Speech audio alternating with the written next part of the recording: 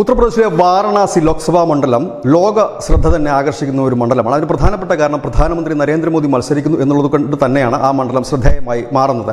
അവിടെ മത്സര രംഗത്തുള്ളത് 41 പേരാണ് മത്സരരംഗത്ത്. അത് കോൺഗ്രസിൻ്റെ, അതായത് INDA സഖ്യത്തിൻ്റെ പ്രതിനിധിയുണ്ട്, ഒപ്പം തന്നെ മറ്റ് ചെറു പാർട്ടികളുണ്ട്, സ്വതന്ത്രന്മാരുണ്ട്, അങ്ങനെ പല ടൈപ്പ് ഉള്ള സ്ഥാനാർത്ഥികൾ അവിടെ മത്സരിക്കുന്നുണ്ട്. 41 പേരാണ്, പ്രധാനമന്ത്രി നരേന്ദ്രമോദി അടക്കം 41 പേരാണ് അവിടെ മത്സരിക്കുന്നത്.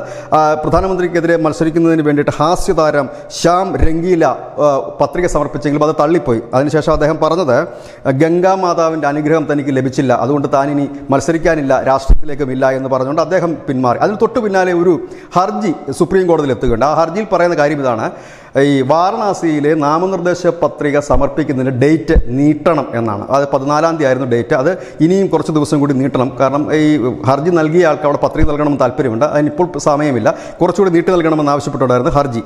ഇത് തമിഴ്നാട്ടിലെ കർഷക സംഘടനാ നേതാവ് P. അയ്യാക്കണ്ണിൻ്റേതായിരുന്നു ഈ ആവശ്യം.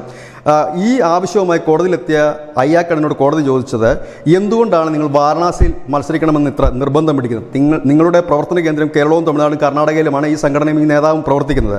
ഈ പെട്ടെന്ന് എന്തുകൊണ്ടാണ് ഈ വാരണാസിയിൽ മത്സരിക്കണമെന്ന് നിങ്ങൾ ആവശ്യപ്പെടുന്നത്? ഒരു ദിവസം പോലും നിങ്ങൾ വാരണാസിയിൽ ഉണ്ടായിരുന്നില്ല, അവിടുത്തെ ജനങ്ങളെ അറിയില്ല, പിന്നെ എന്തിന് നിങ്ങൾ അവിടെ മത്സരിക്കണമെന്ന് ഇത്ര വാശി പിടിക്കുന്നു? ഇത് തെരഞ്ഞെടുപ്പ് കാലമാണ്. ഇതിൽ നിങ്ങൾക്കൊരു പബ്ലിസിറ്റിക്ക് വേണ്ടിയാണ് ഈ ഹർജിയും കൊണ്ട് ഇവിടെ വന്നത്. ഇത്തരത്തിലുള്ള കാര്യങ്ങളുമായി ഇനി മുൻപോട്ട് പോകരുത് എന്ന് ചോദിച്ചുകൊണ്ട് ഈ ഹർജിക്കാരനെ കണ്ടം വഴി ഓടിച്ചത് ജസ്റ്റിസ് വിക്രംനാഥ് അധ്യക്ഷനായ ബെഞ്ചായിരുന്നു. ഏതായാലും അവിടെ ഒരു ഹർജി നൽകുന്നതിലൂടെ ഈ P. അയ്യാക്കണ്ണിൻ്റെ ലക്ഷ്യം ഒരു പബ്ലിസിറ്റി ആയിരുന്നു. ഏതായാലും ഇതിൽ കൂടെയും അദ്ദേഹത്തിന് പബ്ലിസിറ്റി കിട്ടി. കാരണം കോടതിയുടെ ഈ ശകാരവും കേട്ട് ഹർജിയും പിൻവലിച്ച് കണ്ടം വഴി ഓടുമ്പോൾ അതും ഒരു പബ്ലിസിറ്റി തന്നെയാണ്. News desk news India Malayalam.